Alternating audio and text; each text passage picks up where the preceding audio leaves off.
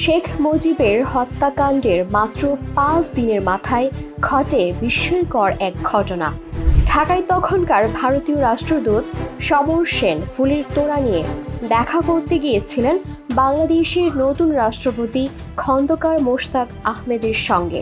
পরদিন ভারতের জাতীয় দৈনিক দ্য হিন্দুতে দুজনের হাসি মুখে করমর্দনের ছবি ছাপা হয়েছিল প্রথম পাতাতেই। এই নিয়ে সম্প্রতি একটি রিপোর্ট প্রকাশ করেছে বিবিসি বাংলা।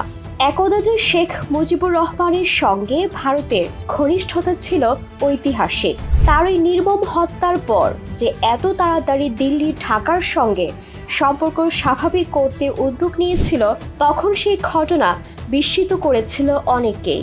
১৯৯৮ সালে জীবনের শেষ প্রান্তে এসে সমর সেন, যিনি কূটনৈতিক মহলে ও বন্ধুদের মধ্যে টিনু সেন নামেই বেশি পরিচিত ছিলেন, তিনি ফ্রন্ট লাইন সাময়িকীতে লেখা এক নিবন্ধে ব্যাখ্যা করেছিলেন কোনো পটভূমিতে এই সিদ্ধান্ত নেওয়া হয়েছিল। সমর সেনের লেখা থেকে উদ্ধৃত করা যাক।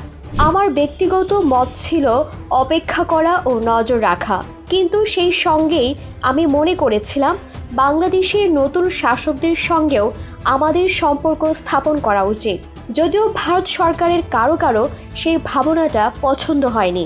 তিনি আরও লিখেছেন, শেখ মুজিবের হত্যাকাণ্ড বাংলাদেশের সঙ্গে আমাদের সম্পর্কে নিশ্চয়ই একটা বড় আঘাত ছিল, কিন্তু বিপর্যয় ছিল না। বস্তুত খুব অল্প সময়ের মধ্যেই আমাদের সম্পর্কের মধ্যে একটা আপাত স্বাভাবিক অবস্থা ফিরিয়ে আনা সম্ভব হয়েছিল, জানিয়েছিলেন ভারতের ডাক সাইটে ওই কূটনীতিবিদ।